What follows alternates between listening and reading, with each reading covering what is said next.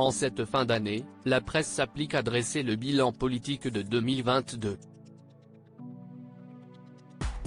Parmi les événements qui ont marqué l'année, l'élection présidentielle laisse un souvenir amer à certains candidats qui n'ont pas dépassé le premier tour. À commencer par Valérie Pécresse. Ce jeudi 29 décembre, Le Figaro replonge dans les coulisses de la fin de campagne chaotique de l'ex-candidate LR.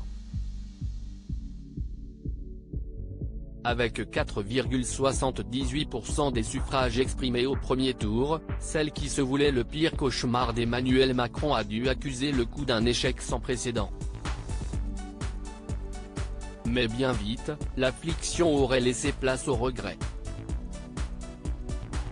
Dès le lendemain de sa défaite, le 11 avril, la présidente de la région Île-de-France refaisait le match. « J'aurais dû clasher avec Sarkozy, je m'en veux, mais je m'en veux », aurait-elle lancé à l'un de ses interlocuteurs, selon Le Figaro.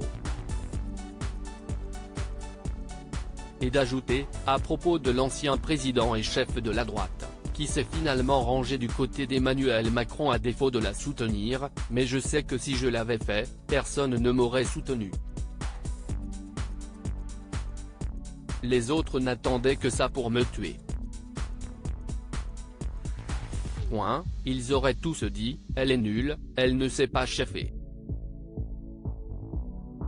Ça aurait créé un bruit négatif de campagne.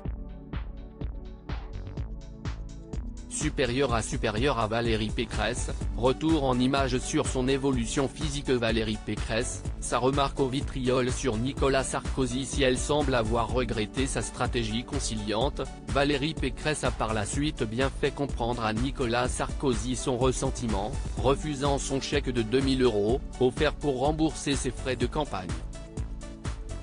« Je ne demande pas la charité », avait-elle fustigé auprès de son équipe. Et détrier une nouvelle fois la couverture médiatique de sa campagne, pas un journaliste n'a raconté que je lui avais offert pour son anniversaire un autographe signé du général de Gaulle. Ce n'est pas évident à trouver.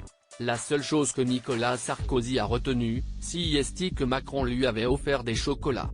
Un divorce qui semble cette fois prononcé. Article écrit en collaboration avec 6 médias. Crédit photo, Jonathan Reboa. Panoramique.